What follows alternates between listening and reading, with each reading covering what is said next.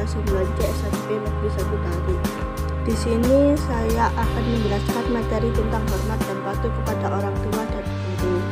1. Hormat dan patuh kepada orang tua. Islam mengatur hubungan antara orang tua terhadap anak, termasuk tata cara pergaulannya.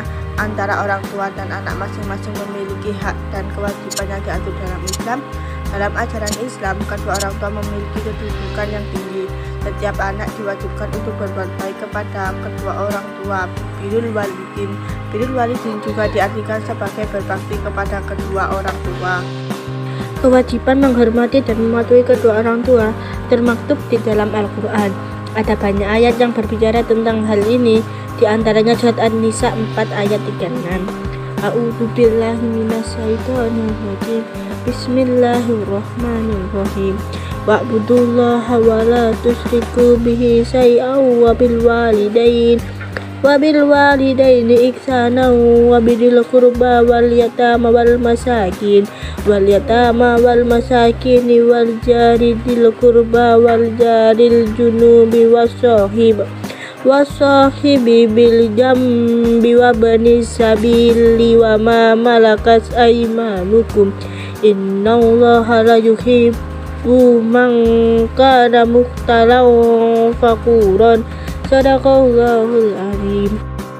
Berbakti kepada orang tua merupakan kewajiban ibadah dari Allah Subhanahu wa Ta'ala bagi hambanya. Jadi, berbakti kepada orang tua bukan merupakan balasan anak kepada keduanya karena telah melahirkan, merawat, dan mendidik.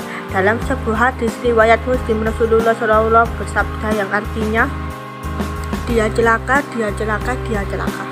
Lalu beliau ditanya, siapakah yang celaka ya Rasulullah? Jawab Nabi Shallallahu Alaihi Wasallam, barang siapa yang mendapati kedua orang tuanya dalam usia lanjut atau salah satu dari keduanya, tetapi dia tidak berusaha masuk surga dengan berusaha berbakti kepadanya dengan sebaik-baiknya. Sumber kitab hadis Sahih Muslim. Perilaku durhaka kepada orang tua atau ukukul walidain merupakan dosa besar. Seorang anak yang durhaka kepada orang tua akan sengsara hidupnya, baik di dunia maupun di akhirat kelak. Wahai anak saleh, tahukah kalian bagaimana cara menghormati dan mematuhi kedua orang tua? Jika orang tua masih hidup, maka dapat dilakukan dengan cara 1. Mendengarkan semua perkataannya dengan penuh rasa hormat dan rendah hati. 2. Membantu pekerjaan rumah atau pekerjaan lain yang dapat meringankan beban orang tua. 3. Senantiasa meminta doa restu.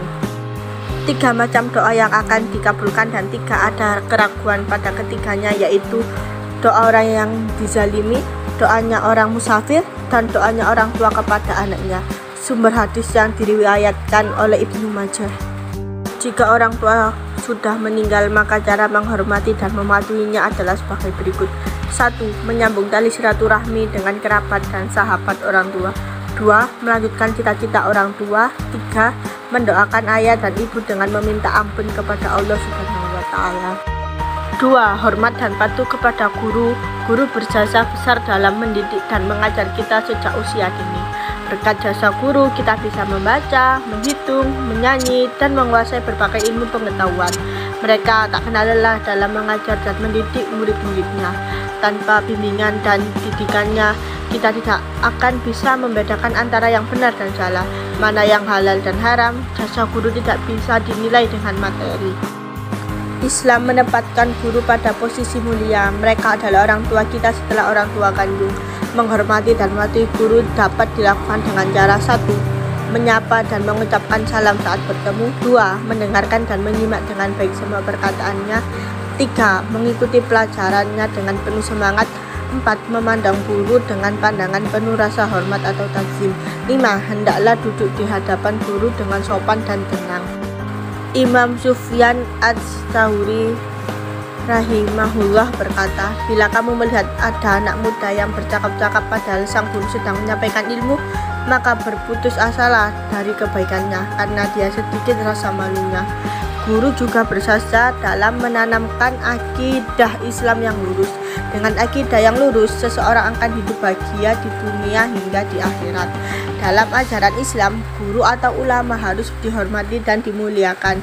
Menghormati, mematuhi, dan memuliakan Guru merupakan syarat agar ilmu yang diperoleh bisa bermanfaat bagi orang lain. Seseorang yang memiliki ilmu yang bermanfaat akan mendapatkan pahala sampai hari kiamat.